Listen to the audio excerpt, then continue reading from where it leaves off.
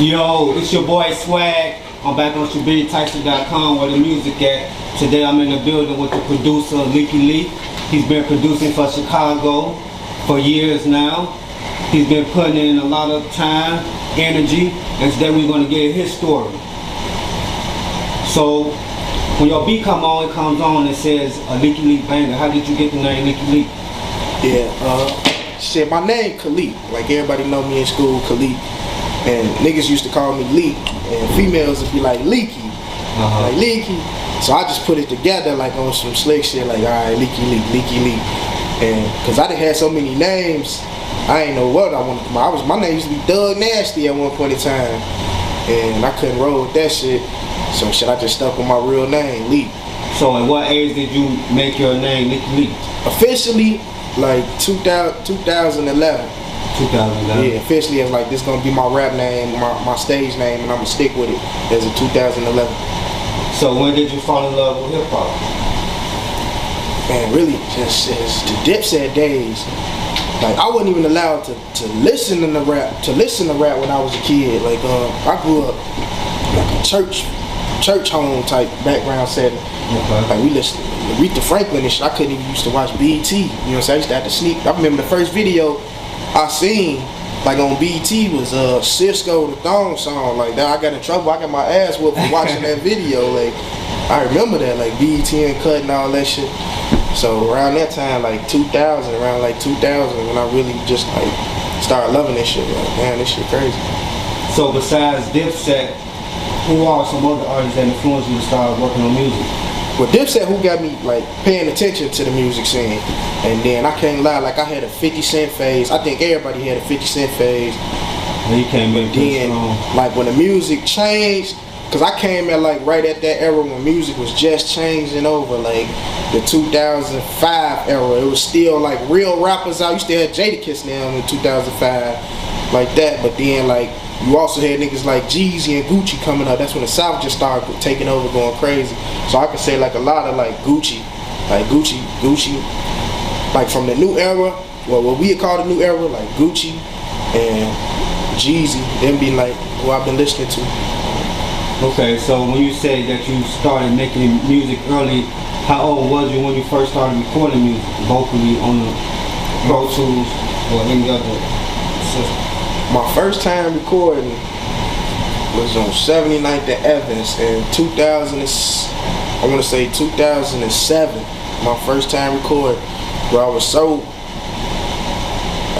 nervous, bro. No, matter of fact, it wasn't Evans. That was like around that time. But no, it was this little home studio. One of the staff at this group home I used to live at, he took me to it. What was it? Cedric was the name of the staff. He took me to this studio in the Hunnits, and that was my first time ever. I was so nervous, bro. My voice was cracking in the booth, like my hands was shaking and everything, bro. But I knew this what I love. Like afterwards, like I ain't like the song we did. It was some weak ass shit, but I just love the feeling. Like damn, I'm in a booth, bro. Like this, I ain't never knew how music got recorded. I ain't never know how this shit was made or anything, bro. So after that, and I heard myself do that Pro Tools, and he mixed it. I was like, damn, I gotta keep this shit up. Okay, so did you feel like at that time like your lyrics was good and your rhythm was on point? Nah, I could say hell no to that. I had cadence. Like I always been able to know how something should flow, like like the flow of it. But the words weren't there yet, cause you know I wasn't able to translate my story yet that I wanted to say. So back then I think I was rapping about like, you said you never leave me, homie. You said you never leave me, homie, but now you gone. We was together since we were 5. Now you got me striving to stay alive. That shit was so bogus. But like, nah, it wasn't all the way together, but I got it straight now. You rap, you make beats, you engineer. Which one do you love most? The writing process. The writing process. I hate recording. Everybody know like I'm probably the best mixer out of like 10 mixers in Chicago. I'm probably like in the top 10. Like I could mix my ass off, right. But I don't like the recording process because you know people come to the studio They want to write the song right there. They take all day to record, and I ain't got a lot of patience. That's my problem. I ain't got patience for shit like that. So I will always just the beat part, making the beats. I could sit and just tune everything out. I'll make beats with headphones on. Shit, I'll make beats off a pill, anything, like not like off a drug pill, but like off the pill, the beat pill, the machine, the speakers and shit, and just tune out. Like that's all I, man. Dude, that shit like therapy. So when you say that you like writing music, like how many songs do you write in a week? Nowadays, because things got so busy and being a part of other people's project, probably like maybe like twice a week maybe now. But back in the day, like when I was really writing, it'd be like every day, all the time. Whatever just came to mind, I'd just jot it down. I used to keep a notebook on me. You know, nowadays you can put some shit in your phone. I got a phone full of raps. Like I just write nowadays. And then when I can find the time when I ain't working, which is usually early in the morning or real late at night when everybody gone from the studio, that's when I utilize the studio. When you say you wrote a lot more in the early days, you dropped a lot of mixtapes. You've been working with DJ Sean. How's y'all two relationship? Man, if Sean wasn't Dex DJ, he'd probably be my DJ. Cause Sean, between Sean and DJ Amaris, that's who really been rocking me on the DJ side. Like Sean put out like 90% of my mixtapes. Like he was the first one to really start fucking with me, him and DJ Amaris. But Sean kept it going, man. If, like I said, if you want Dex DJ, he'll definitely be my DJ. Shit, when I make it, Sean, come fuck with the squad, man. You always got a home. In 2011, you produced a song called Fuck Around featuring Chicago rapper by the name of Chief Keef. How did you meet Chief Keef? My little cousin Zay introduced me, well, my little cousin Lil Zay introduced me to a guy named Kruger. And then Kruger was like, I guess you call it the CEO of some niggas back then. And he introduced me to DJ Ken. He took me to Ken crib one day. He said we had a bromance. He wanted me to do some beats with Ken. He thought it fit. And then shit, Keef just used to always be in Ken basement recording. You know, Ken was recording it back then.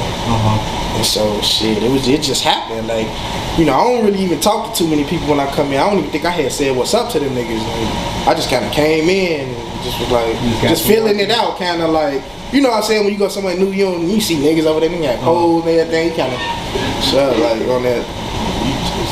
Yeah, so it just happened. Like I just played some beats and Keef was just like fucking with him. Like, damn, like, yeah, let's do some shit. So what was it like to work with Keef? That boy a genius. I ain't gonna lie, that boy a genius. Like, to be as stupid as he is, that nigga a genius, man. Yeah. So since you met him when he was a younger age and you said he was a genius, what was it about his music that stood out to you? He just got that natural charisma that draw people in. Like some people just born with that. Like they ain't gotta force it. You could just, people draw to him, they want to be around him. You know what I'm saying? It's just something about people like that. They just draw to him. That's just natural. Like I don't know what it was. Like people just draw to him. I don't know. But he wasn't that funny or nothing to me, but like people just drew to him. Like they wanted to be around him. You know what I'm saying? So he was a pretty fun person to be around too. Yeah. Okay. So you two guys started off with you producing for him. You dropped a video titled "Let's Get Money." He was featured in the video with SD. Yeah. Was you two guys making a lot of music together after you started producing for him? Not a lot of music, but like I say, it was just kind of like a thing back then. Niggas ain't even know like we was gonna make it or it was gonna even happen. It was kind of just like something to do to get away from the street, get away from all the bullshit in the community. Like just to be in the studio. We'd just all be in Ken shit every day. I'm talking about eating noodles, everything, like living damn near in Ken basement every day, all day. Smoking, drinking, every fucking night. And it was just like, shit, they'd do so much music and then I'll just put a beat on when it was time and start writing. I'll record and ask Ken, like, let me record this song. And then bro them wanna hop on it, like, you know what I'm saying, like that. It was just like Ken had made the Let's Get Money beat. I think I had put some bells on that beat, I don't know, or something like that. We had collabed on that motherfucker or something. But then after that, shit, I think I did the hook And then bro and them just had the verse. They just started writing their verse. And then I wrote a third verse. I ain't like that verse at all. I ain't have my voice right on it. Shortly after that video, Keef gained a lot of recognition for his mixtape Bang. Yeah. And he had eyes on him, and he dropped the song I Don't Like. Yeah. He signed to Interscope, and he dropped his album Family Rich. We got a chance to produce on the song Ballin'. Yeah. How was it to take part of that album? That's like one of my biggest achievements in life as far as musically. Like, that opened the doors up for so much other shit to happen. You know, so many, for me to see the world, I probably would have never ever left Chicago or did anything if it weren't for that beat, you know what I'm saying? That beat, like, shit, man, I can't even explain. That shit changed my life. I probably wouldn't even be living right now or something. Do you remember making that beat? Yeah, I made it at King crib. I mean, not King crib, at Keef crib, at his grandma crib. She was staying, I think it was like the 104th or somewhere around there. He was still on house arrest. He was already like kind of taking off. Like Bang had took off already, and I Don't Like had just dropped. And I Don't Like ain't dropped yet. What was it? 300 dropped. 300 dropped. And so he was like on the radio and stuff. So it was hot. And I remember I came over there. He called me over there. I called a cab over there. He sent me a cab. And I just cooked it up right there and there, like in his crib. And then he just started writing. As soon as I was like, wow, I was still making the beat. And I kind of hate when people do that because you don't never know how the beat gonna turn out. I might end up switching to anything. He just wrote it right there and there. And as soon as I heard it, I knew it was hit. I already knew it. So how long did it take for you guys to finish that song in total? Man, that song with the beat and everything, that song was probably done in like 30 minutes, like quick as hell, like that beat. Because it was so simple, it just looped. You know what I'm saying? And then I took a couple instruments out and replaced them in again, but it was really just a loop, you know what I'm saying? And, you know, because he was writing it so fast while I was making it, it was really just a loop. And then on the hook, I added some bells or something like that, and then that was it. Like, he was done writing in like 25 minutes. That's crazy for that song to make such a big impact, and you did it so quick. Yeah. And you still produce for Keef. You produce the song Anything Get You Paid for Keef's 2017 mixtape. Yeah. Do you two have any more unreleased songs coming out this year? Nah, man, and that's what I'll be saying. The fans be going crazy. Like right now, I could show you at least 100 messages. Like, if you go listen to like songs that I produced to Keef that he recorded, like Poppin' Tags and this other one called Fuck Yo Block. Like, bro recorded, put out a snippet, and they was supposed to be coming, like, but I don't know, I think something had happened to his hard drive or his computer or some shit like that, some story I had heard some years back. But now these fucking fans, bro, they be cussing me out like, fuck Leek, he got all Keef release music, he won't drop it, fuck his fat ass. Like, they be going ham, bro. I'm gonna show y'all the messages. Like, they really. And like every other day I get a message from some random white boy from somewhere, fucking Germany or some shit. They be like, man, you need to stop playing and release Keef music. Like, why is you hating? I'd be like, bro, I ain't got none of that man music. Like, I'm waiting on it just like you. I'm sorry. Man. Yeah, I'm waiting on it just like you, shit. So how do that make you feel when fans blame you for not the release of Keef music? That's why I really want to do this interview, to kind of get everything on the table, because like they don't know, because I never did an interview before, and then he not gonna say it, you know. So it's just like a mystery. Like they like, you know, you got these people that really love that nigga music, you know, they real fans, like fans, and then you know I still got a few fans, but he got the bigger mic, so it's like they automatically gonna jump on his side and be like, oh, Leek must be holding the music, you know what I'm saying? Because we still seeing Keef, but we not seeing Leek, so Leek on some bullshit like that. So no, it ain't nothing like that. I ain't got none of Keef music. Shit, I wish I did. I'd found a way to make some money off of it.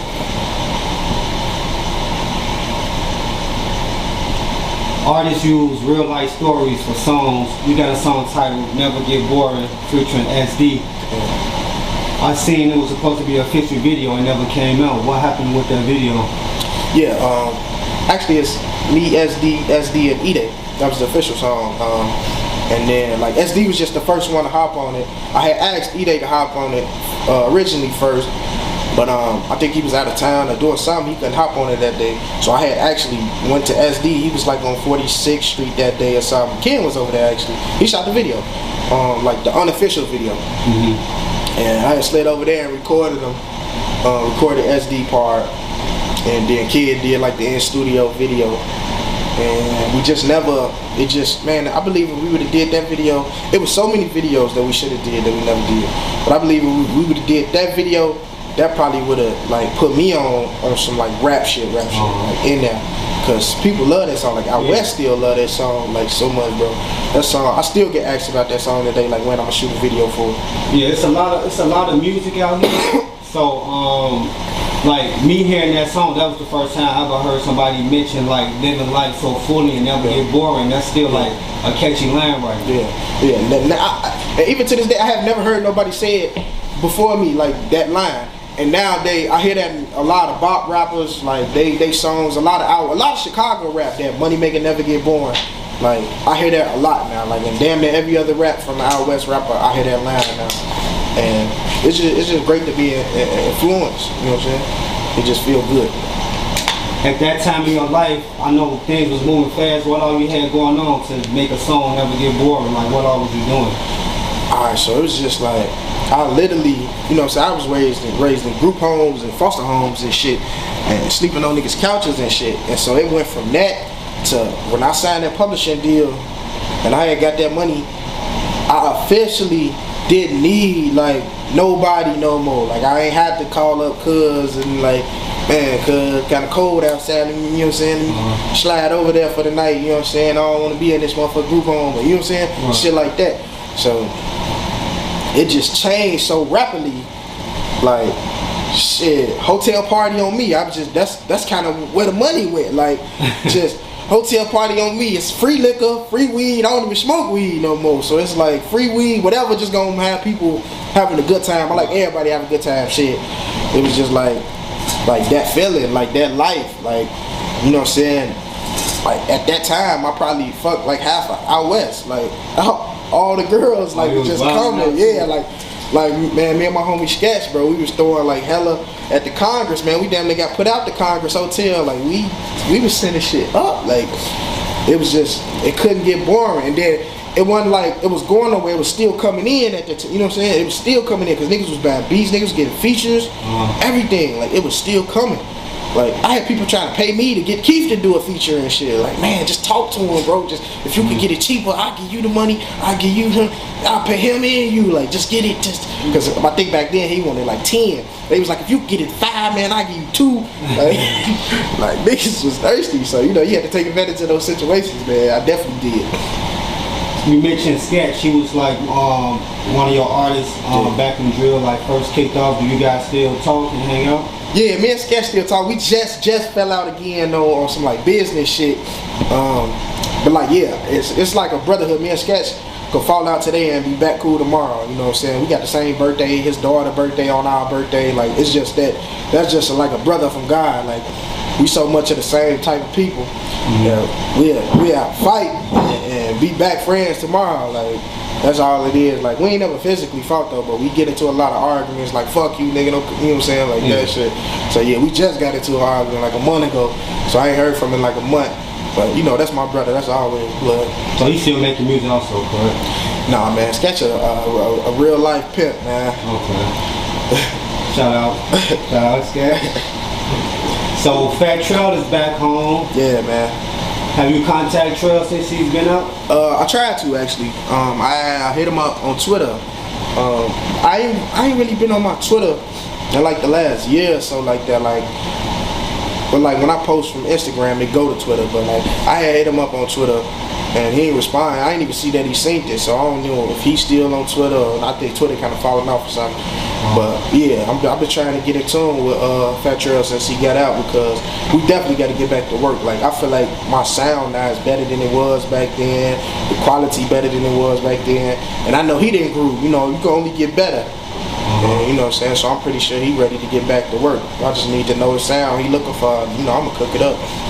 Yeah, cause y'all two guys did some songs. How was it meeting Fat Trel? I seen that you got a chance to meet him also. Yeah. I was staying at TD crib in the hundreds. TD had a little loft, and we slid through on a party night, and we just got fucked up. I remember Keef had came that day and everything, and I was already like passed out drunk when Keef and them came. Like they came and woke me up like, Leek, wake your fat ass up. Like, nigga, I'm passed out on the couch and shit, smile on me and shit. I was fucked up. That was the Ciroc days. I don't fuck with no more of that shit. I try to stick to the Hennessy. I ain't on that today though. But yeah, it was meeting Fat Trel, bro. He a real nigga, man. I remember I was trying to get him one of the little chicks from the, I say TD used to throw parties, so it used to be like strippers and shit in there. And I was trying to get him one of the little chicks, man. And he already had one, and she was trying to make some money. You know, she figured I had the plug. She like, tell Trel, like, let me do something for him, make some money. You know what I'm saying? Had me like, let me do something for him, make some money. I'm like, all right, chill out. So I go tell Trel. By the time I'm looking for him, though, he already coming out the room with another one. So I'll just put two and two together. Like, that shit over with for right now. You might have to wait. Like, yeah. But man, that man Trel, man, he a real nigga, man. Yeah. Bro, I had a lot of fun with that nigga. During the DJ Booth interview, he said Atlantic Records named full-length projects, commercial mixtapes, which underpaid producers. Have you ever had problems with getting money paid from labels? Not from labels. The label pretty much always pay you. It's kind of like they don't want to go through lawsuits and they don't even want to deal with that shit. Like, you know what I'm saying? So they the first ones to pay you. That's why I like dealing with those type of artists. It's around the way artists. It's local artists that don't want to pay you. You know, and these the niggas you get deals to. It'd be like, shit, I can't charge you $7 grand for a beat like how the label would give me. Obviously, because, you know what I'm saying, who got that? Niggas got rent, kids and shit, you know what I'm saying? So it's like, all I'm asking is for, my beat price for local artists might say 300, and I might just be like, shit, spend 200 or 175 with me. You know, just meet me somewhere in the middle. Like, right. You know what I'm saying? I still got to pay bills and shit. So, right. Like, meet me somewhere. Or I might say, I'll give you a lease then. But then they think when you lease it to them, you're not supposed to sell the beat out to nobody else. I tell people like this, look, bro, if I lease you a beat, it's a lease. You bought the lease. If you wanted to own the beat, pay the 300 or pay the 270, whatever I might ask from you, you know what I'm saying, for the beat. That's the problem who I have with it. Be the local artists that I had a problem with. The labels, they give you money. I ain't never had a problem with a label. Everybody that I did from D-Lo when he was with Atlantic, they sent the check right over. Keef sent the check right over. Well, not Keef, fucking Interscope sent the check right over. Who else? Shit. The little indie labels, all them, they sent the checks over. It be the local artists that be on bullshit, man. Okay. In your opinion, do you think like rappers respect the role of producers when it comes to making music or records? No. People think like the producer is just here, just playing. Like this some shit that we just enjoy doing. Don't get me wrong, we enjoy doing it, but we looking at it, it's a job for us. People don't respect the producer. That's why 2018 definitely gonna be the year of the producer. And I want to see all my producers come together and stop giving artists beats. Stop giving it to them. Stop giving these niggas beats. You know what I'm saying? Because you'll give away shit you work hard for. Because I know with me, this art, bro. I look at this shit. I spend time making my beats. Like, I ain't just cooking up no 10-minute beat and just, here, sending them out. I really sit there, bro. It's been time I done missed birthday parties, family weddings, babies being born because I'm sitting down in my computer like I gotta finish this, or I ain't never gonna catch this wave again. You know what I'm saying? I ain't gonna never feel like this again because I make beats depending on how I feel. I'm not just like certain producers that just sit down and just make a beat. I gotta feel it, like the mood that I'm in. That's why I have so many different varieties of beats, because shit, I'm all type of different people at certain times. You know what I'm saying? One minute I'm happy, one minute I'm mad. It just depends on the mood I'm in. So this definitely gonna be the year of like producing producers not just giving away their beats. Like, I don't care if you ain't got $1 in your pocket, bro. And if a nigga don't respect your crap, man, his money, that little 30, 40 you leasing it for, it ain't worth it, bro. Fuck it. Bro, go hungry, bro. Because at the end of the day, it's your rep, it's your name. Once your name out here, like, oh yeah, he a goofy, we could get him. He gon', you know what I'm saying? Yeah, like, you a beat, so. Yeah, he gonna give you some beats. Like, everybody gonna come looking for a handout. Don't get no beats away, bro. Don't. That's the worst thing a producer could do. This the year of the producer, bro. Charge these niggas. These rappers got all the money for the weed, all the money for the bitches, all the video money, all the flash them around money, clothing money, but you ain't got enough money. The nigga who make the song, without this beat, your song ain't shit. I don't give a fuck what you do. Go rap on some YouTube beats. Guess what? Cause they shit monetized, and you gonna have to motherfucker come out that shit anyway, and you gonna have to pay them anyway, or you gonna have to put don't own copyrights to this fucking song every time you want to upload a video rapping your own shit, because them niggas own them beats. That's why I put my beats on YouTube and shit now, because it's all monetized. Like, you can download my beat, but guess what? You want to go upload a rap on it? Now every time you rap on that shit, that motherfucking shit going to me, man. That check coming to me. That's why these people giving them beats out like that, putting them beats up there like that now. But this the year of the producer, man. I'm encouraging all my young producers, old producers period. Don't get nobody nothing, man. I completely feel where you coming from when you say don't give the beats away. Because a lot of time, even well-known artists are release a song and they don't put the producer's name for credit. No credit. There's been so many producers. This been going on for years. What's his name? Who did the Millie beat for Lil Wayne? Fucking man, I wish I knew my man's name. He still ain't get paid. There's so many producers. Bangladesh, yeah, Bangladesh still ain't get paid. Like, there's so many, even like from industry producers to local niggas is not getting paid out here.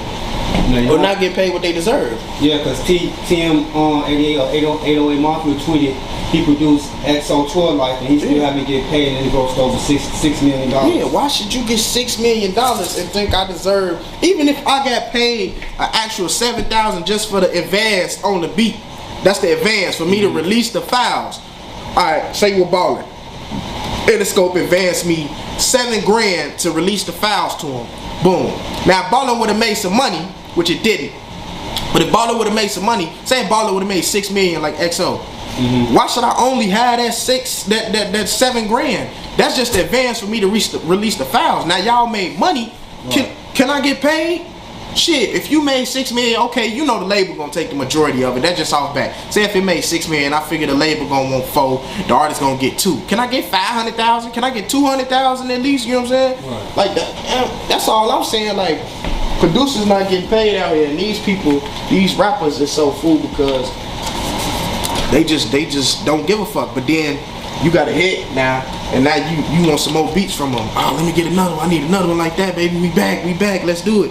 And you know, most producers, we are humble people. You know what I'm saying? You got to be a certain type of way to be a producer anyway. You know, usually most producers are quiet individuals, stick to themselves. They, you know, computer freaks type shit. Niggas that just stick on their computer and make beats all day, bro. Like, real life, just love music, just love to hear this shit. That's 90% of producers are like that, bro. From me, the Kid Wonder, bro, we just love doing this shit, you know what I'm saying? And then you get these artists, these arrogant motherfuckers who just want to use your beats and don't want to do nothing for you. But they're quick to be like, oh, man, when I get on, bro, we gonna eat, we gonna ball, bro. When I get on, bro, I'm gonna make sure you make it. And bro, this the year of producers. Don't fall for that shit. You don't want to hear that shit. If a nigga tell you that, bro, stop the session, bro. Stop the session. You gotta go, bro. Quit the session. Exit, bro. I don't want to hear that shit. If you ain't got no money on you right now for this beat, I don't want to hear that. We gonna come up together, man. We family, all that shit, bro. That shit fugazi, bro. Cause at the end of the day, if he make it, he don't owe you nothing. Yeah, you might think, but he not gonna reach back for you. He could if he a real nigga, but nowadays niggas ain't real, and we can't trust him no more. This the year of the producer. So you say it's the year of the producer. So in your opinion, like just right now, who is it to blame for producers not getting money? Is it it's ourselves. It's ourselves because we ain't been sticking by that. See, we've been believing in the dream. You know, dream chasing. Like Meek Mill, we've been believing in the dream. You believe in your artist. You know, you supposed to. You've been working with them. you putting all this time and effort, you looking at it like, man, how could he change on me? We've been putting all this time and effort. I built this sound. We building the sound together. The producer is the sound. The artist has the words, the cadence, the lyrics, but not even the cadence, because you gotta, nowadays niggas gotta follow the cadence of the beat to kind of, you know what I'm saying? They kind of listening to the beat to go off of. And nowadays, really, everybody kind of sounding alike. Like, everybody want to sound like Future, Gucci, or fucking Migos right now. So that's kind of like just the wave. Or if you in Chicago, everybody fucking either sounding like Keef or Dex, or fucking the little fast red hat wearing for the little folk. You got some production with DY of 808 Mafia. You two guys got songs of him writing together also. So how did that happen? Oh man. DY, you owe me one, boy. You don't even know it, and you know you owe me one. So, my nigga DY, man, I was fucking with Nate back then, and man, this shit was like 2013. We was rocking around. We used to be going to Music Garage. That's when what was his name? Who had the studio up there? The white boy who had the studio up there. Chris Barnett. Yeah. And we always used to go up there, and we recorded this song called Private Party. Me, DJ Nate, Sketch, all us, and that shit was just a hit. Like, that was another one of them songs if we shot a video for. Everybody on that song would have took off. That probably would have been the biggest song of the city at that time. Like, it would have definitely blew up. It was just because everybody was in their moment back then. But I started fucking with DY through Nate, like, kind of, and Cairo Kush. He was shooting a lot of my videos back then. And you know, DY used to be over there in the hood with my boy City now. I think DY Young Money or something like that. And I used to see him. I don't even know how it happened, but basically we just did a song together, Young Niggas. Young Niggas was supposed to, not even supposed to have him on it. Young Niggas was actually a song that I wanted Keef on, or Dro. Dro was Keef and my manager at the time, and you know, Dro rap too, and he was gonna do it, but Dro just take too long to fucking actually sit down and start writing. And I had the song for about 2 weeks already, and I just got tired of listening to it with no verse on it. And DY had been just asking me like, man, bro, let's do a song, let's do something, let's do something, let's do something, let's do something. So I just sent it over, like, fuck it. It was really like one of them songs I ain't even expect to do anything. I just sent it over, like, you know how nigga keep asking you for a song, you just like, I'm gonna sing you a song just to kind of shut him up. And honest to God, between DY and this nigga named Mr. Kush, who used to be bopping with his daughter, they really blew that song up. You know what I'm saying? I didn't think not once to promote it, cause afterwards, like, I didn't get who I wanted on it. I kind of just like, the dream of the song kind of just died down. And next, like, month or two, I just looked up and that motherfucker had like 100,000 views or something. And I was seeing that shit everywhere I went. And I'm like, damn. I had Slayer back out west, and everybody know it, and they bop it to it and shit. Oh damn, y'all they blew this shit up. Yeah. So it was just like, that was really one of the songs that DY made his name off of, you know what I'm saying? Like, cause I ain't heard nothing about DY before then. That's blood though, that's my brother. And like, as of 2014, I think it was, he had went down to Atlanta. I started seeing him with Doug. I started seeing him with 808 Mafia. Yeah, you know, I seen him with Future. I'm just like, damn. So I had reached out to him. He always talking about, let's do some beats. Let's do some beats or do some collabs. He hit me up a few times, like, let's do some collabs. But he's still using like Fruity Loops 10 and shit, and I got Fruity Loop 12. You know, it's incompatible for me to send him a file through, you know, he can't open it up. I can open one of his beats up on 12, but he can't open when I'm going to send no beats like that. He want me to just send some shit, and I'm kind of over that, because niggas be doing some shiesty shit. Niggas take your melody, flip it up a little bit, and say this they beat, like, you ain't never sent them to her. Like, oh no, I ain't never did the one you sent me. So I'm just like, bro, we ain't finna do this shit in person. You know what I'm saying? What's to it? And every time I'm in Atlanta, I hit them up. Folks don't want to answer. Don't, you know what I'm saying? I'm telling it all, bro. Motherfucker don't want to answer. Motherfucker, you'll call a nigga when you down there. They want to play busy. And I love them, but I still want to work with them. But I'm done chasing this food shit, bro. If niggas ain't trying to really rock with me, bro, if I call you and I'm in Atlanta, bro, I don't give a fuck what you doing. I'm all the way down here from Chicago. You stay down here. You can tell whoever you working with, come back later, like whatever, or just invite me, bro. What the fuck? I ain't no creep ass nigga, but niggas be on some other shit, bro. Yeah, niggas be on all type of fugazi and shit. We did a lot of work with a lot of Chicago artists, video directors. We got a video shot by D Gaines titled Selling Dope, featuring Billionaire Black. I think D Gaines is one of the most talented and most underrated directors in our generation. How do you feel about the video and your personal thoughts on D Gaines? When I first met D Gaines, I didn't really like him. He was kind of arrogant, but I recognized talent, and I'm the type of person where I see something I wanted, and I just wanted one of the videos. And I think at the time, he gave me a good deal too. He wanted like 150 or something like that, or 200 he said. And I gave him that. I had got some money. When I emancipated out of DCFS, I was 21 years old. They gave me like $2,000 and send you on your way, like find the way, nigga. So they gave me that money, and I had got a video with Ken, and I had got a video with D Gaines. It was all around the same time. I think Ken had shot the Let's Get High video, and D Gaines shot that one. And like you say, he's definitely underrated. He's probably hands down that I know in Chicago, probably one of the coldest like video dudes, directors that I know. Cause at the time he was really like directed. This was before like everybody started doing it. You know what I'm saying? And he was from the hood.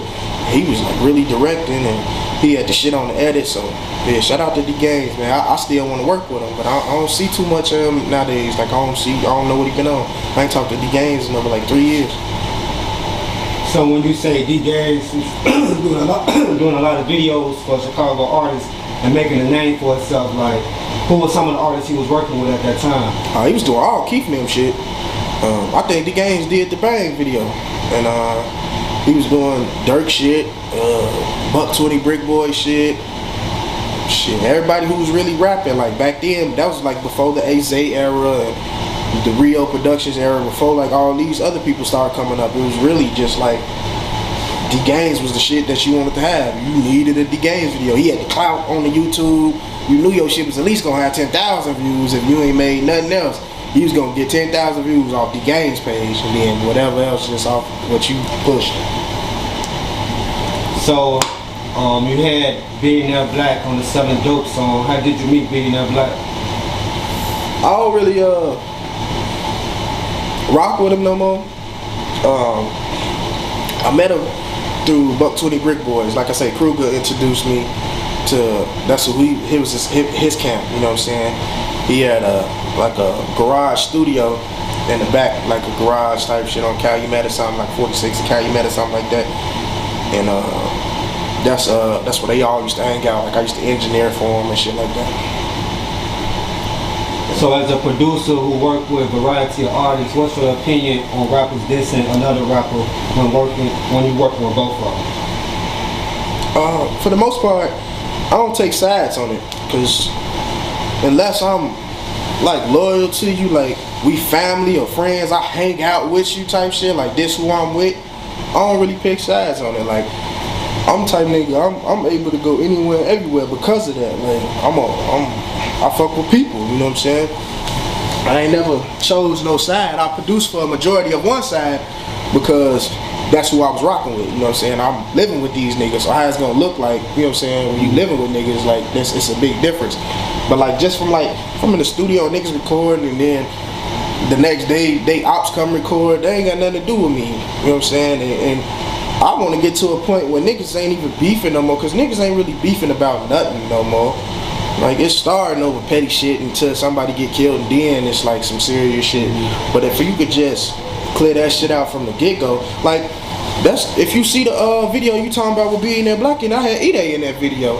Like he pulled up in a little quick scene and shit. I'll let you check it out in a second. He pulled up in a little quick scene. That was the day I was trying to get them together. I asked E-Day about it. I was trying to clear them up, cause that's before like niggas was really beefing. Like they was just like back and forth. E-Day had did a little diss, and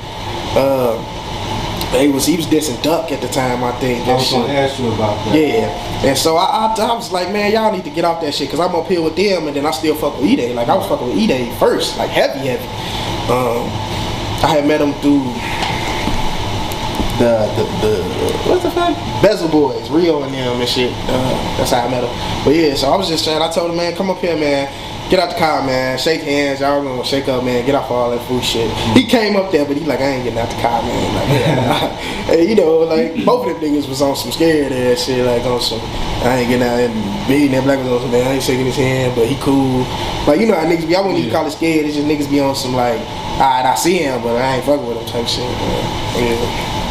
So you mentioned like artists can come and record, and then they opt to come and record the next day.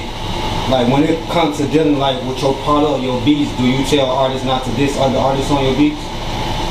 I don't really tell the artist what to do on my beat. Like, you free to do. That's your artistic expression. Shit, express yourself. Shit. If you want to say fuck these people, say that. Like that's your opinion. You know. I just say don't draw me in it. That's why I don't get in everybody videos on songs like that. You know what I'm saying?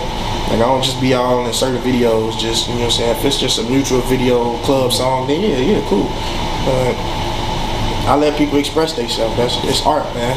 And if you want to express, you mad at these niggas, express that. You just mentioned that you work with all type of artists on both sides. Like, do you feel you get enough credit for your production that you done in Chicago? Nope. Out of everybody that produced in Chicago, look at their Twitter. They got all the followers, all the blue checks, they out of here. Like they everywhere now. It's like I'm still here. Like last of the Mohicans. Like everybody be like, man, Leek, why you ain't take off yet? You know what I'm saying? You done did shit with everybody. Like I'm supposed to be in a position where I'm supposed to be able to come back now and put some new producers on, have my own, you know what I'm saying, studio, set these people up for the next generation, the next wave of producers, the next generation of rappers. And so it's just like I can't do that because I'm still trying to advance myself, you know what I'm saying, help myself. And so now I'm definitely like underrated in Chicago. And the sooner I figure it out, the better. But until then, I'm gonna just keep working. I'm gonna just keep grinding. It ain't gonna stop. I just gotta go harder. That's all I figure. I just look at it like either it's hatred or just they ain't hearing about me. So one of the two. If they ain't hearing about me, then it's on me to step it up. If they hating that shit, it's still on me. So I gotta step it up, make them hate some more. So where they going, damn, I can't stand it. They gotta talk about me now.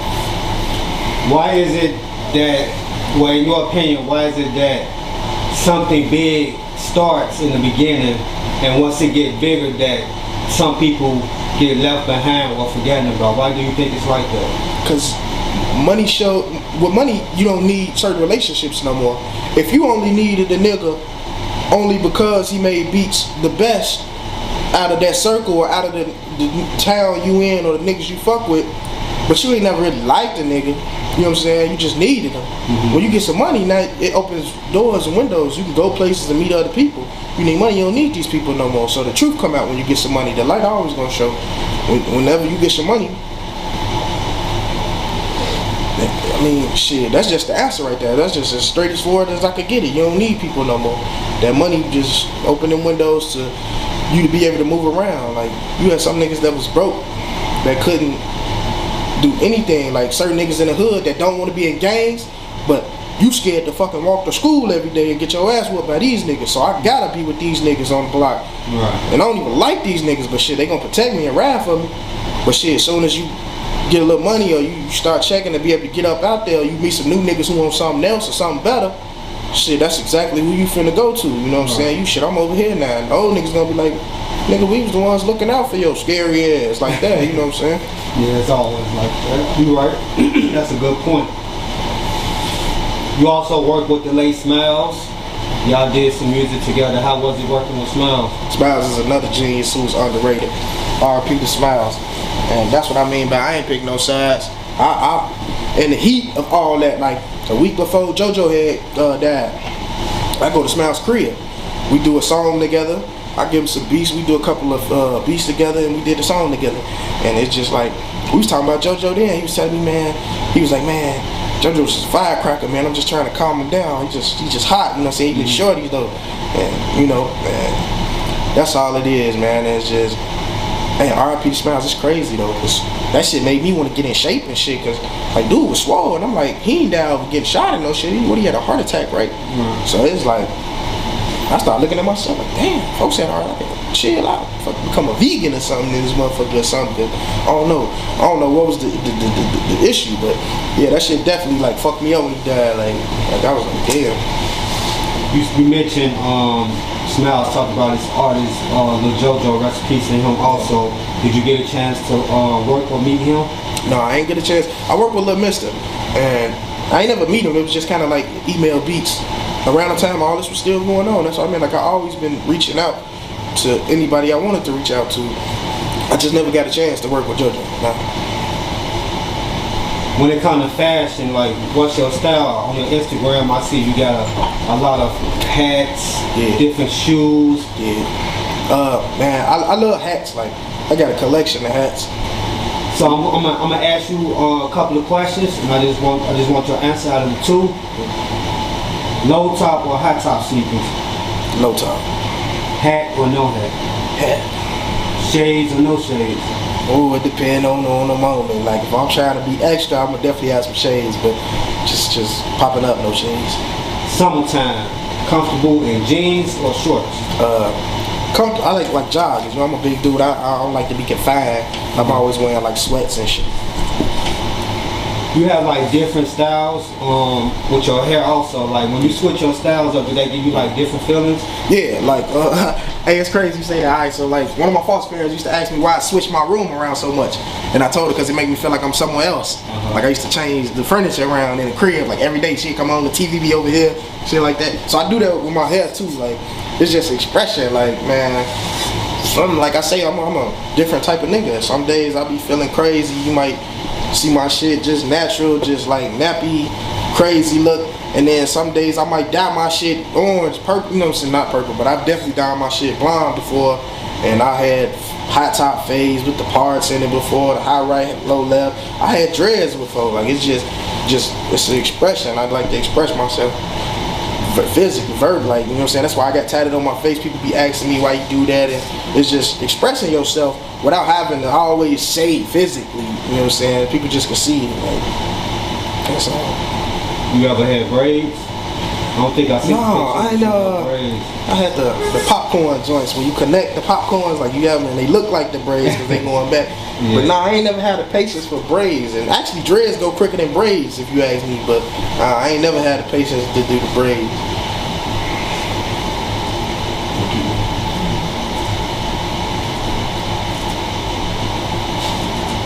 So how do you feel about the Chicago music scene right now? Right now it's open again. It's back to grind time. Cause like 2012, 2013, and summer 2014, it was hot. We had the wave. Like everybody wanted to be like Chicago, get beats from Chicago, sound like Chicago. They was coming to Chicago and shit. And now it's like, although we still got a few hot rappers that's doing it, it ain't like how it was. If you go back like a few years when Houston had that wave of rappers, Mike Jones, Paul Wall, and them, and Lil Kiki, and all them niggas, Slim Thug and all them, they had the wave. It was like the shit. Everybody wanted to be a part of them. But once they seen like all them niggas fall out amongst each other, that kind of scared the world off from fucking with you. Like, damn, they can't even stick together, they motherfuckers. So how the fuck we gonna come fuck with some niggas? Niggas don't want to be a part of that shit, you know what I'm saying?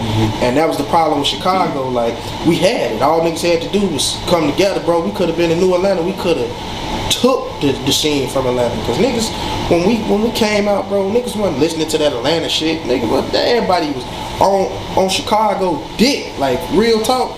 Chicago, we the shit. We still is the shit. It's just we don't know we the shit. We so busy fighting amongst each other and trying to be these other niggas, we forget who the fuck we is.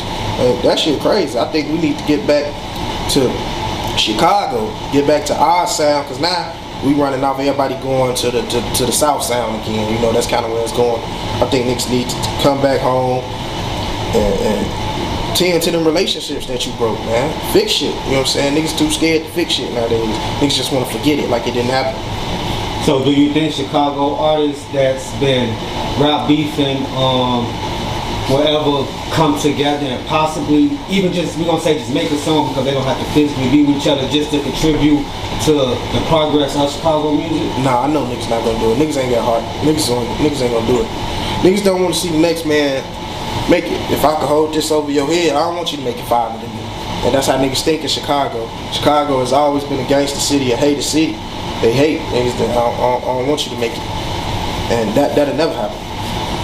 It'll never happen unless somebody like me or some real nigga, it's gonna be a nigga that you least expect to actually change it. But them the people that'll never get on. They'll never put nobody in a position to change it. The people who get all the power will be the ones that be the most greedy.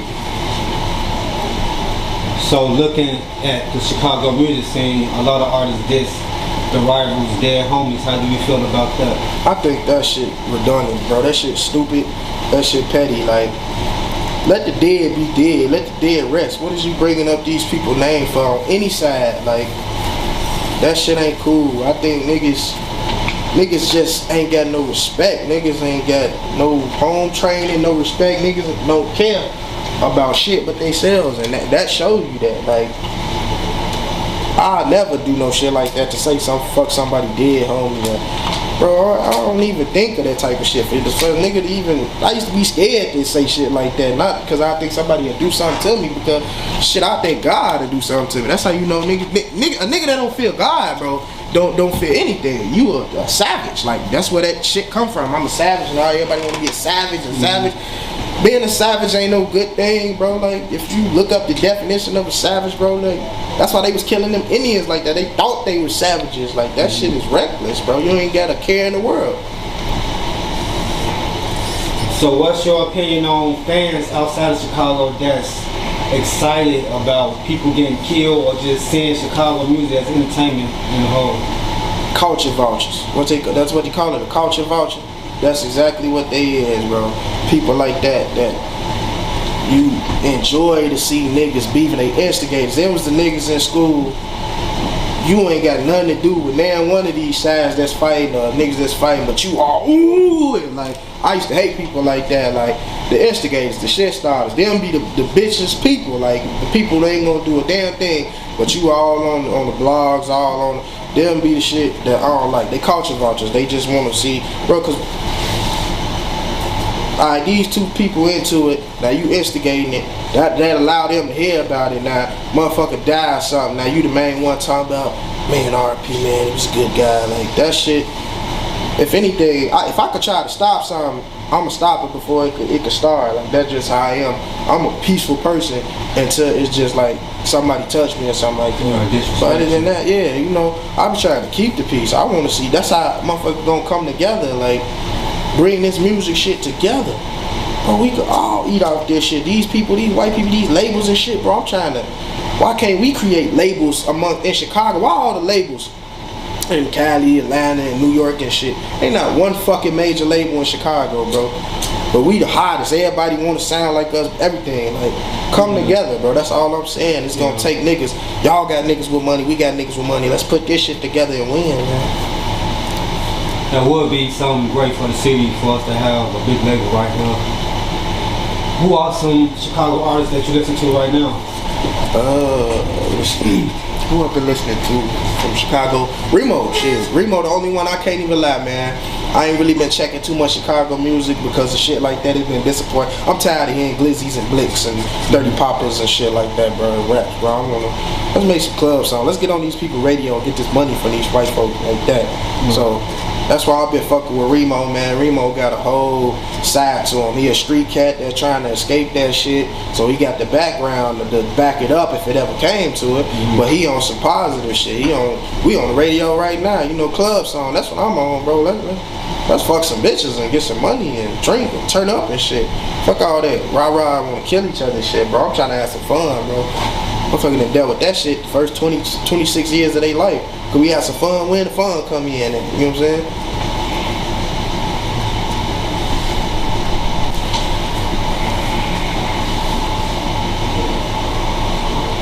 You said you don't choose sides when it comes to making music. Being a producer who's from Chicago, have you ever wanted to work with an artist but their lifestyle outside the music affected that decision? I'm trying to think if there was anybody. Nah, not nobody I could think just like on top of my, oh yeah, actually my little cousin, man, Lil Zay. I want to work with Cuz a lot. Like, he mad at me now because I don't want to work with him. But when I work with an artist,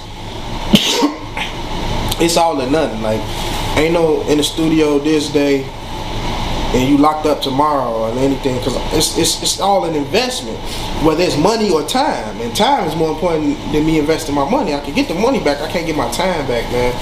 And I don't want to start a whole project with somebody and then you all fucked up, you know, in the week, niggas chasing you, they running in the studio, all type of shit, you know what I'm saying? And cuz think I don't love him, I don't show no love to him, and granted I don't, and he know why, or he should know why. Get your shit together, you know what I'm saying? As an artist and as a producer, if you want to fuck with somebody and they got something over your head, or they, you know, and they doing a little bit more with their time and they shit, you really on their schedule, so you got to get your shit together to be able to work with them. You can't just be out here and reckless as hell and then want to come work with a motherfucker and motherfuckers all on you at the studio beefing. You got niggas all outside the studio and shit trying to get in because they see you in here, you on live and shit, you know what I'm saying? Right. You can't do all that shit, man. You gotta chill out, bro. Like, don't bring that shit to the studio. So you think an artist should just be an artist? Yeah, be an artist, bro. Be an artist. Granted, you still gotta live life and you gonna get into situations, but you gotta find a medium. Like, that ain't for me to define, that's for you to figure out, you know what I'm saying? You gotta find a way to keep home at home and work at work. Being a producer, you meet a lot of artists. Do you see it being hard for most artists to stop the street life or stop doing things they shouldn't be doing? Yeah, because the street life, how they get their money to pay for the studio time. So it's kind of hard. But like these young dudes, which is really doing all the rapping right now, they ain't really got no money no way. You know, they kind of on some just closet rapping. They homie got a studio and they want you to do it for free because we gonna come up together to dream. And that's just kind of like the era that I'm past. But you know, granted, you got a homie or something with a studio, yeah, go to him. But like, that's I don't know, I can't really answer that. Like, that's something I can't even think like. Yeah, I just wanted your opinion on that. For me, I kind of feel it's a hard transition. I just think a lot of artists feel the buzz and still do that lifestyle, but they necessarily don't change, like you said, until they get the money, because their lifestyle is how they get the money. Yeah, that's how they get the money. Like, and I ain't never gonna stop a nigga from getting no paper. Like, that's the whole point of like life right now, you know what I'm saying? Until we figure out the next role in this shit, get some money and try to make your situation better. But yeah, like niggas gonna always be street niggas. Or they gonna get a job and figure it out, shit. You produced for female artist Queen Keef. You did 2 tracks on her Your Highness 2 mixtape. Yeah. How did you meet Queen Keef? It was really just, I've been hearing about her. I was in Kankakee and like all the shorties out there love her. They go crazy, all the girls. And I was just, one day I'm listening to something on the radio and they just, Queen, you need to work with her, they work with her. So I just hit up, I think it was Twitter or Instagram. And I'm just like, yo, let's work. And she was just down with it. Let's do it. Do you plan on working with her in 2018? Yeah, I'm open to it, yeah. So out of all your production, what's your favorite 3 songs you produced?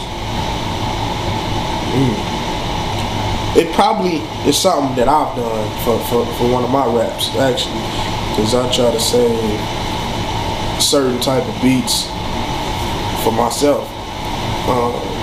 Certain type of styles. But I say like Ballin' was definitely like one of those ones that just had that feel to it. Like as far as like the party joint, like that was definitely hot.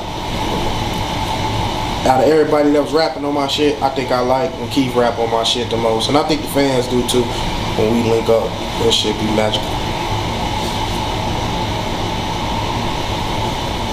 A lot of older artists look at this generation and they down talking.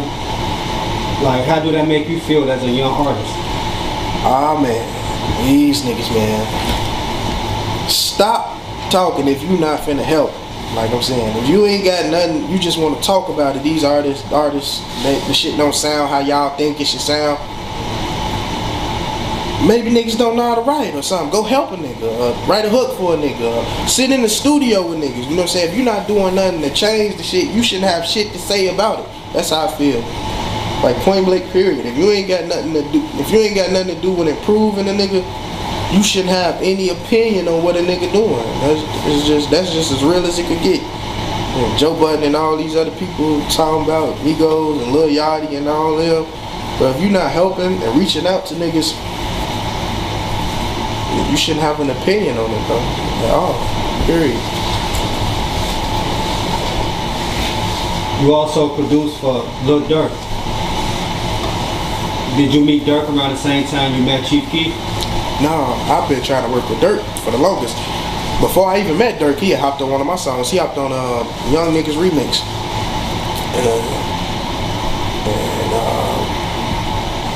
That was like 2013, I think it was. And then, like, we just always kept in touch, like, on Facebook and YouTube. Like, I hit him up, like, what's up, bro? We need to work and stuff like that. And Duty, I moved out to Kankakee for a minute with my nigga Duty. And he kind of made it happen. Like, shit, he one of Durk's artists now, an OTF member. And he put it all together. Durk had slid on me one day, or slid on him one day. I was at Duty crib, I was making the beat. As soon as he walk in, Durk just like, that's me. I want that right there. And so that's just how it went, man. That's when you know you got one of them songs, like one of the good songs. And he based the whole mixtape, They Forgot, off that song. That was magic too. Like that's another person when you ask me that question, who I like on my beats. Durk definitely like one of those people I want to work with some more too. You know, on social media, Future posted himself listening to that song. Oh yeah. How did that make you feel to see like one of the top artists of this generation listening to it? Future, my favorite artist, bro. I was asleep, right? I was living in the projects. I'm in Red Oaks out there, Danville, Illinois. Red Oaks projects in my brother crib. I'm asleep. I just hear my phone going off. Bloop, bloop, bloop, bloop, bloop, bloop, bloop, bloop, bloop, bloop, like 30 times, 40 times. So, what the fuck? So I know when my phone do that, it meant like somebody just must have mentioned me in something. Either somebody talking some shit, or somebody did something. Durk posted a song, or somebody just dropped a new song to one of my beats or something. My shit going ape shit. So I wake up. First thing I see Future, like, you know, you see it on the screen, the regular, your home screen and shit. Look, I'm watching the video. He on that bitch going crazy. Niggas just after me. Bro, I'm talking when I screamed for everybody in the crib woke up. I run through the house. My brother get up and shit like, what the fuck going on? You know what I'm saying? I'm like, nigga, I ain't even tell him. I just like started going crazy. I'm dancing to this shit. I instantly just like, bro, I damn near fainted. I'm real shit, bro. I damn near fainted. That's my favorite. That's, if you ask me who I want to work with right now, like, man, that's who I want to work with, bro. I don't really want to work with nobody else in the future. But shit, that's definitely. Bro, like, I was geek. That was one of them moments, like, I'll never forget that. That's the closest I came so far. It's like, alright, I know this ain't even my song, but this the beat I did for Durk, and he listening to it, so I know he had to at least hit a tag that say it's a LeekeLeek banger. That's the first thing you hear when the song come on. So I'm knowing like, nigga, this nigga bumping my shit. That's how I'm feeling. Like, he bumping my shit, bro. I was geek. I think I turned up. I bought a fifth that day and that. I just got up as early as hell, bro. I just got in the glow. Like, we finna party today, shit. That's what's up. So, you did produce the song They Forgot. What's some things people can't forget about LeekeLeek? Man. This Chicago shit, man. This sound. I ain't gonna say I started it. I'm gonna say, you can't forget that what's the word that I'm gonna look for? The right word. I helped put this shit in order, this Chicago shit. Like, not far as drill rapping, but at least the out west shit. It wouldn't be a lot of the sound that you have now without LeekeLeek out west, bro. I influenced it, that's the word I'm gonna say. And I heavily influenced it, you know what I'm saying? Like the out west sound. the futuristic sound, the bop sound, if you want to call it. It wouldn't be any of that without a LeekeLeek. It wouldn't be a lot of artists without LeekeLeek on the west side, you know what I'm saying? And it wouldn't be some of those songs that you had that y'all like so much without LeekeLeek. I just want people to remember that and give credit what's credit is due. That's all I ever ask for, man. Just give credit what credit is due, whether it's me, a Ken, a Kid Wonder, a DY, shit, Metro Boomin, anybody. Give credit what credit is due, man. That's it. That's it. You got a video with AZ Production titled Come Up. Yeah. AZ has become one of the most successful video directors from Chicago in the rap game. How was that experience and him filming your video? Oh man, that was a great experience because he was still growing. He was like still in like the learning phase, you know, the growing phase, and it was just phenomenal to work with him. AZ is a genius. You know, I said a few people is a genius, but he one of those people where it was like, I still work with him, like, and I don't really know too much of his personality because like he was just cool that day, like, and that was the only video we shot. That was my first time meeting him too, so it was just like cool. And I didn't know if he was cool just cause I'm spending money with you or not. You know, niggas always gonna be cool when you spending bread with him, but he was just like smooth, man. I ain't never met a nigga like as smooth as him, and he knew exactly how he wanted to shoot it. For it to be the first time he heard the song, it was literally like we picked him up and we just rode around all the spots that we wanted to do, and he drove with us that whole day. We spent the whole day just shooting, man. It was cool, man. So how did y'all end up filming in front of an airplane? Oh, that was just like so random. I think it was out in Glenwood or something. We was coming back from picking him up. We stayed in like Homewood, Flossmoor or something at the time, and we just riding past, and I'm like, it was an Enterprise we passed, but they had a fucking airport in the back of that bitch, and I'm just like, I seen a tank outside or something at first, and I'm like, damn, we need to get that motherfucker. And then once we seen the tank, we like, fuck the tank. We seen it was an airport in the back of that motherfucker, and we were supposed to film, and we asked Enterprise like, man, can we shoot a video on here? And they like, yeah, as long as you put like Enterprise in the video or something, you know. We like, yeah, all right, we gonna cut that, edit that shit right out. Like, yeah, okay, we off the box. We went in there, they had the helicopter and shit, and yeah, that shit was epic. That was like my best video. You got a crazy, wild song, man. Like, the concept of this song is crazy. Like, you got a song called Michael Jackson with King Louis. Oh yeah. Like, oh yeah. How did y'all put those lyrics to just come up with the concept of Michael Jackson? And that was actually my song that I just sold to King Louis. Okay. Michael Jackson Money. I was working on an album, not an album, mixtape at the time, and I had it already for like 2 months. And King Louis, I had bumped into him one day. I think it was at a store or something. I come to find out he had lived right around the corner from me. I was on 103rd. I was on 103rd. He was on 104th. No, I was on 104th. He was on 105th or 106th or something, like right around the corner from me. And I'm like, you live over here, nigga? He like, yeah. You know, I'm like, I stay right here. He like, for real? He like, shit, bring the studio to my crib. So I packed all the shit up, went right to his crib. He like, what you got?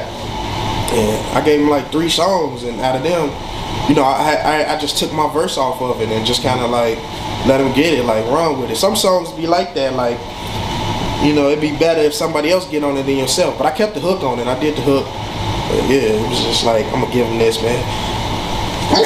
Shit. Yeah, he just ran with it.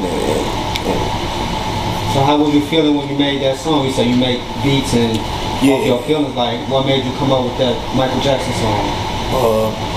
It's probably a day when I was fucked up, to be real. Like, cause I was talking about, I want Michael Jackson money, I want Billie Jean money, shorty not my lover, but I'm a money lover. And now I think about it, it do fit King Louis, because I was saying that do the money dance, like all that shit in there too. So in a way, either I was gonna get King Louis on it and do a feature with it, or I was gonna give it to him and just let him kill it. And I figured the hook was enough. Like, he had killed the verses so epic. Like, I had just sent him that shit, and he just took off. My bad. This flu shit fucking me up. You did a song for Fredo also on his first mixtape called Glory Shit. Yeah. That song was like more different than his trap hard style? Like, did you come up with the concept of that song? Had any influence on that, or was it just your beat? No, it was just my beat. Like, Fredo pretty much came up with that. King Louis now, when he had King Louis on the hook, I think, or something like that. And that's just my sound. Like, if you ask, that's, well, the old sound, that was the sound back then. And if you ask people, like, what's LeekeLeek sound, that's the sound they gonna say. Although I'm on some whole new, like, shit. When you think of LeekeLeek, that's probably like 90% of what people gonna hear, like that bopping sound, or what the futuristic is what I call it. They gonna hear that. That's what they want from me. So, you know, they just came out with that. So you call yourself auto-tune shorty? Like, yeah. How long have you been using auto-tune? Ever since that shit came out, what I found out, ever since I found out how to crack it and download it, that shit, it been about like 6-7 years, I want to say. It's like auto-tune, it allowed, and this the thing about it, some people hate on auto-tune, like, man, you niggas, man, everybody want to be a fucking singer. And me, I just like it because certain shit I might want to harmonize that I ain't no fucking singer, so it might crack or sound a little crazy when I say it regular, but if I put that little tune on it, that sound a little smoother, you know. Now granted, I don't believe in using like hella auto-tune, like to where you sound robotic, but it's all in learning your craft, bro. Learn how to use them knobs and them buttons on that motherfucker, and that shit gonna sound right. Like, or Melodyne, shit, learn how to use that shit.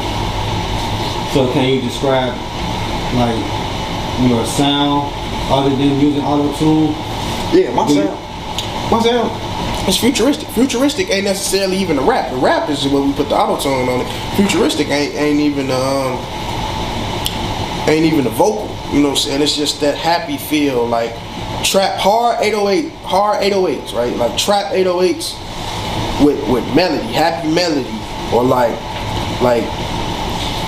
a lot of synth sounds, bells and horns, but like not trap horns, not in the way like Jeezy had or Keef used to have his horns. Like, it's a melody, it gotta swing a certain way, like it damn near gotta sound pretty, like, you know what I'm saying, no homo, like it gotta sound like you in a dream. Like, I try to like live within the beat while I'm making that motherfucker. Like, I think of an atmosphere. Like, sometimes I sit and watch like a fucking cartoon and I mute the cartoon and try to make a beat to that cartoon, or I'll watch like certain shit on YouTube and try to mute the sound and try to make it to how I feel like that movie supposed to be sounding right there at that part. Like, I try to live within the beat, and so that's what the futuristic is. And now it was called futuristic, it just nobody know a new sound for it no more. It's not even futuristic no more because we elevating that shit from futuristic. It just ain't nobody thought of the name no more. I'm gonna call it shit like dream music or some shit, I don't know. You did a lot of production for Team 600. You said you got a chance to work with Rondo right before he went to jail. Yeah. How was he working with Rondo #9? Man, that man a pest. They came in the studio, this was my house. I'm talking about, and granted, it was a 1-bedroom studio home. So I tell him like, man, just come with you and like 2 other people is cool. This motherfucker pull up with like 50 niggas, literally, like, and they hopped out of one van. It was no other car, like 50 niggas in one. I don't know how they fit, but they did. And then they come upstairs, so I go, nigga, as I'm recording Rondo, Big Swirl and all them, everybody in that motherfucker, C-Day in that motherfucker, everybody in that motherfucker. These niggas all in my fridge making sandwiches, eating chips and shit. I'm mad as fuck, bro. I'm mad as hell, bro. I tell you, bro, don't come with all these niggas to my fucking crib because of shit like this. I know these niggas, bro. These like real niggas, bro. No home training, like real niggas. They don't give a fuck, bro. They going in your fridge, bro. They, what's this, Leek? Niggas all in your shit. Niggas putting your jewelry on and shit. Damn, bro, let me get these earrings. Like real shit, like shit like that, bro. Like, yeah, but Rondo a real nigga, man. And I hope he come from under his situation, man. Or something, you know, he learned from it or something. And, you know, both of them, C-Day and Rondo, but man, yeah, it was definitely nice working with Rondo. Do you remember what song you recorded that day? No, I don't remember the song. We recorded, like Rondo literally recorded in like, he never wrote. He recorded in like 5 minutes, 10 minutes. He'd just be like, he'd just come in Like, you know how some niggas need to go over your beat state. No, not this one. The next beat. He'll just like put something on. Whatever it was, he'll just rap on it. He just rapped on so much of my shit to where I had to be like, nah, bro, y'all gotta stop rapping, bro. You're not just finna just keep rapping on all my shit. Like, you know what I'm saying? Like, yeah, but he'll rap on anything I gave him. Like, that's how much he loved the beats. He tell me, like, Leek, I love your beats, bro. He'll just rap on whatever. Yeah, brother, load that up, Leek. Like, you know the voice he got, that nigga voice, man. That nigga voice. That nigga sound like he was 40. Yeah, man, Rondo. That's that nigga, man. How was it to see him around when he was producing for E-Day? I know he was a little younger then, to see him blossom into a rapper himself. Yeah, I always knew Rondo was gonna start rapping because he just had that presence about him. But like I said, I used to be kicking it with E-Day or whatever. Like when I went to that one video shoot with E-Day, King of Drill videos and shit. I used to see him out there, and I just kind of knew, you know, it's all like levels to it. Somebody start rapping and then they kind of take off. Then it's like, who up next? Yeah, I already knew Rondo was gonna be one of them to start rapping. He just had that presence, like a little shorty that's bad as a motherfucker. You know what I'm saying? Wild as hell. And yeah, I just knew he was gonna start rapping. Was you surprised to see Tekashi 6ix9ine say that he influenced his career? Yeah, when I seen that, I was like, damn. And cause granted, like, I didn't like a lot of Rondo music. I didn't like a lot of Rondo music, but I liked his work ethic, and that's what make me fuck with a person too. Because just because I don't like it don't mean shit. It's a whole world of people. It's a lot of shit I don't like. I ain't like a lot of Prince shit, but that nigga was fucking a legend. You know what I'm saying? But Rondo definitely, yeah, like when he influenced way more people than that. People just ain't gonna say it, you know? Yeah, like that was. New York niggas is influenced by Chicago niggas a lot, and I know they gonna judge me for that shit, but yeah, y'all influenced by us. It's good. Yep. Booker dropped his single.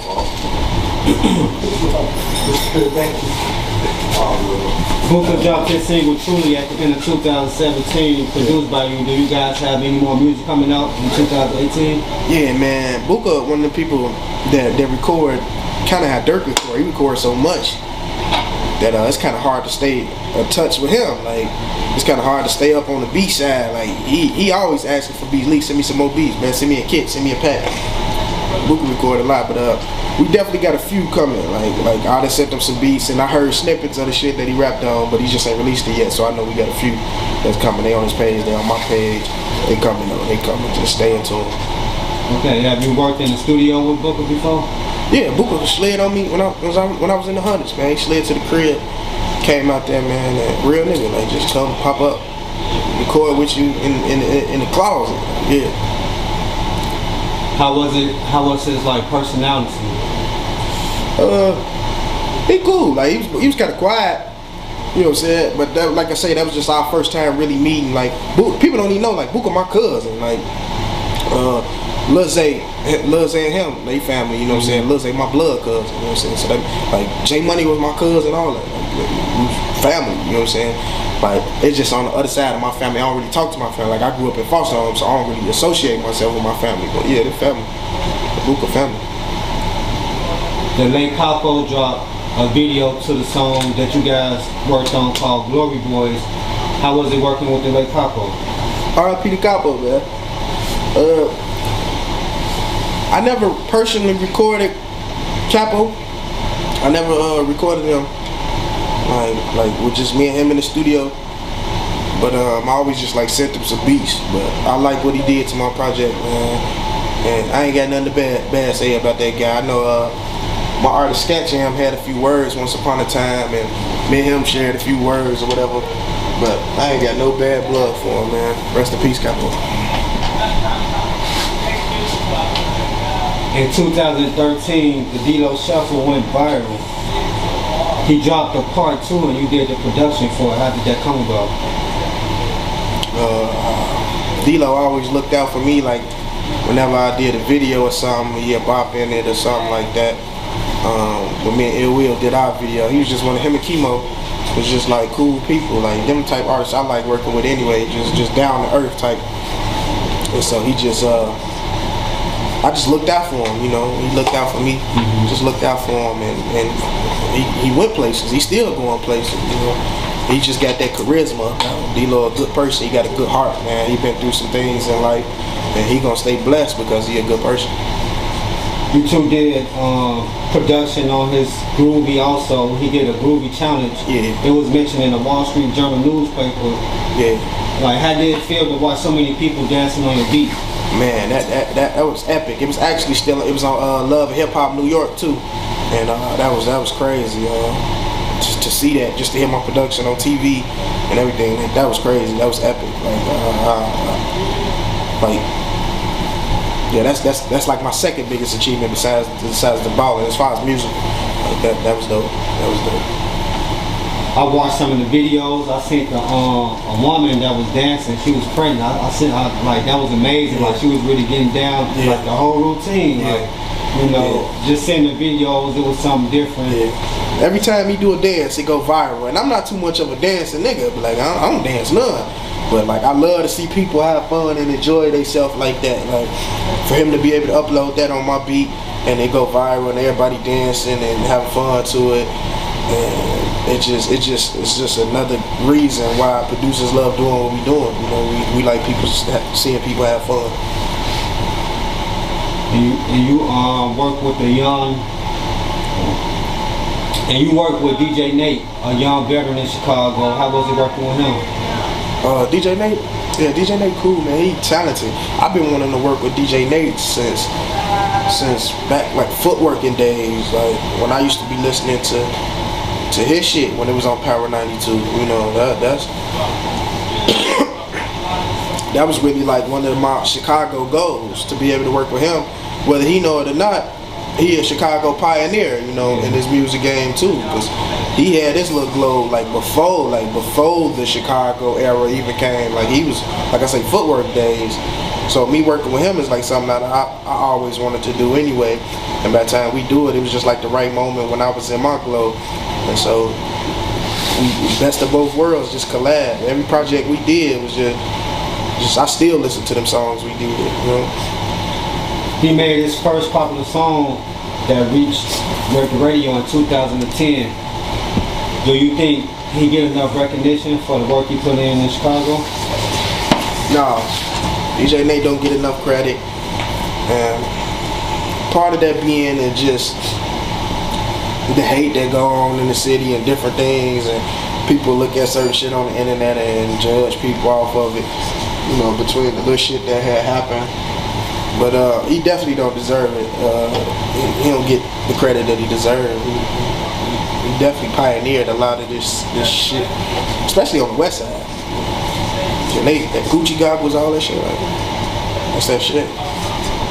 I don't know if you've seen it, but on his Instagram, he posted that he just got back from fighting an illness that he's been fighting since birth.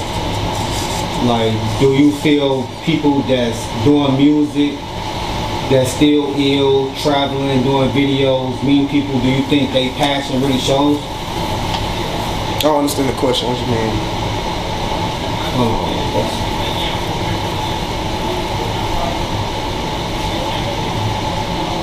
It's illness.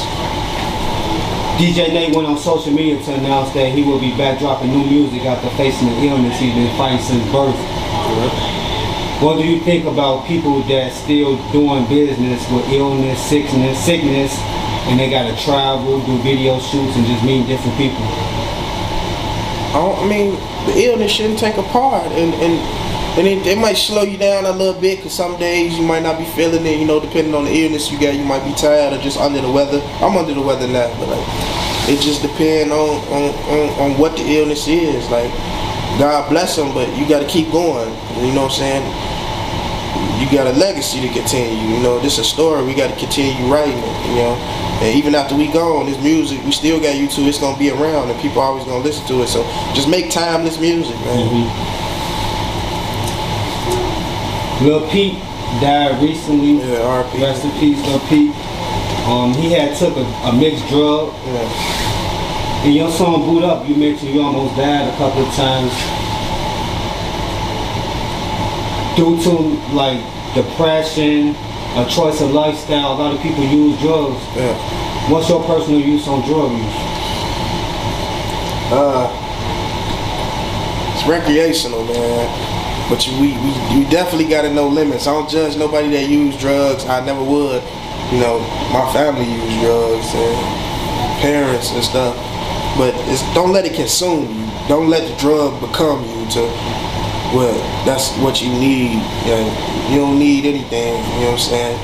Just, if you like to have fun and use drugs, man, and use it as a recreational drink, smoke, shit, pop pills, do it. Just don't let it consume you. Don't let it become a habit, man. Just stay focused on the overall goal. You know? A lot of people do different drugs. Like, I smoke weed. You mentioned you don't smoke weed. Why you don't smoke weed? What is it about weed you don't like? Man, I used to smoke weed. I used to smoke a lot of weed.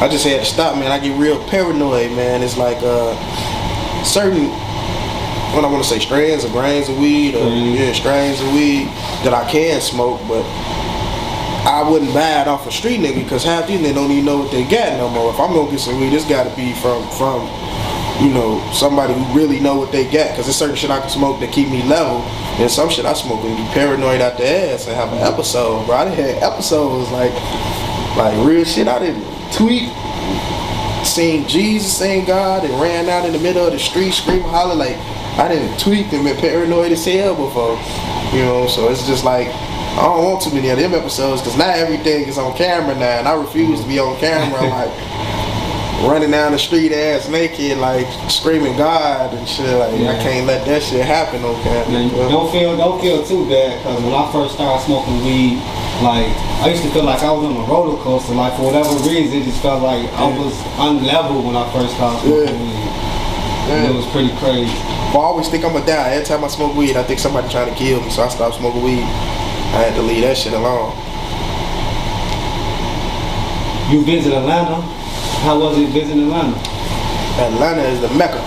I love Atlanta. I'm trying to get back to Atlanta. It's Black Hollywood, and there's so much love down there. They come together. They got people. You know, it's shit everywhere. It's arguments and fights, but it's a different mentality. Like, you ain't always got to look over your back in Atlanta. You ain't got to be. It ain't a hating city. You know what I'm saying? Them niggas really show a lot of love.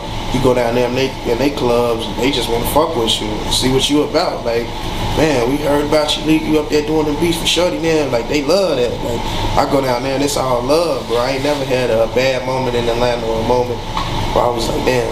I'm tell you though, when you go down to Atlanta, you gotta have your money right, because them niggas get money, and they get money on a whole nother different level. Like, I went down there. Shit, I gotta come back home. Motherfucker gotta make some bread. These niggas down here spending real money, and they doing it every night. What Kevin Hart say, like, they wanna ball out one night and let's do it. We finna do it all over again. Like, who? Like, I mean, shit.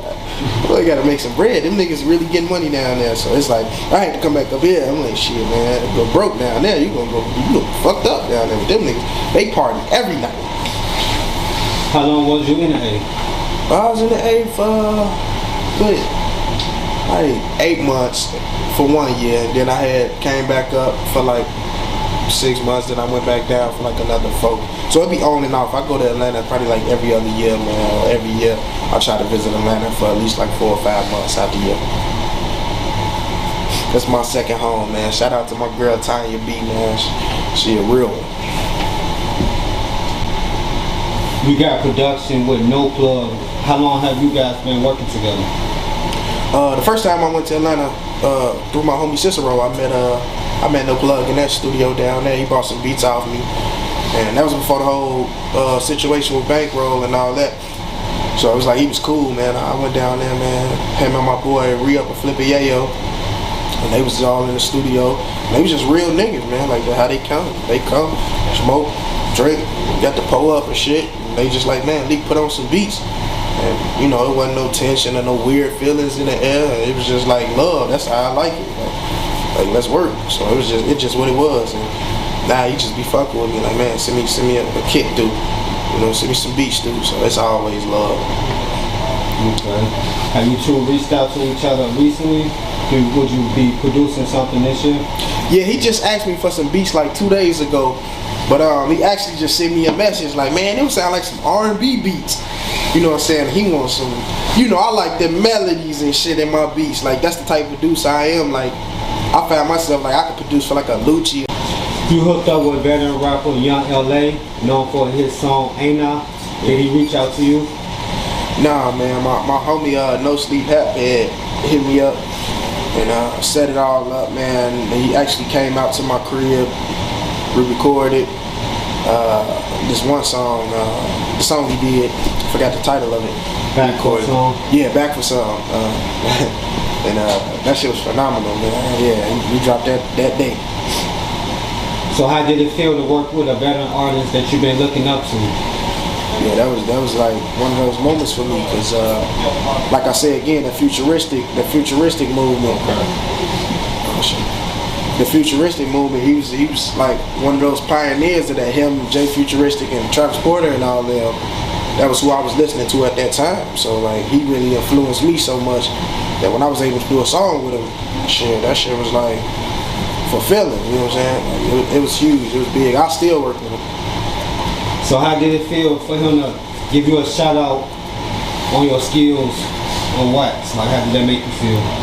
Yeah, that was like almost at that time. It was kind of like what I felt when Future had shouted me out on the Dirk song. I mean, not shouted me out, but when I seen Future like listening to my shit on Instagram, that's what it felt like. Like, it was real big for me to see Young LA, you know, one of my idols, really like shout me out, like in my living room, fucking with me rapping. Like, that was big. That was one of them moments, man.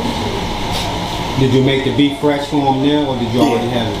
Yeah, I made that right for him on the spot. Like, right for him on the spot. We made that together in like 30 minutes. Like, sometimes when it's that passion, them things get made real fast. Like, cause they write while you putting the sounds together. You got your label logo tatted on your neck. How did the name Too Greedy come about? Yeah, it was these little niggas out south, man, called Greedy Gang. They really had the Greedy already sold, already took. You know, and I wanted it to be Greedy Gang, so I was like, man, I can't really take that name, so I kind of made Too Greedy.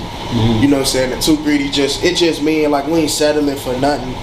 You know, like we too greedy. We always want more for ourselves. We always want better. Like, if you want the $6 million deal, go get it. You know what I'm saying? If you only want the $2 million, go get it. Whatever you want, go get it.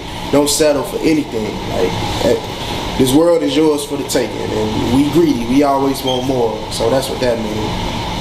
Did you come up with the logo yourself? Nah, artist that I got, Malik. Y'all need to check him out. I don't know his last name or nothing, but Malik. Look up a like graphic designer Malik or something like that. He from Seattle though. He did the logo, and I had a logo that I had took off Google, but it was like already copyrighted. It was a man with like money in his eyes, and he was doing like this or something.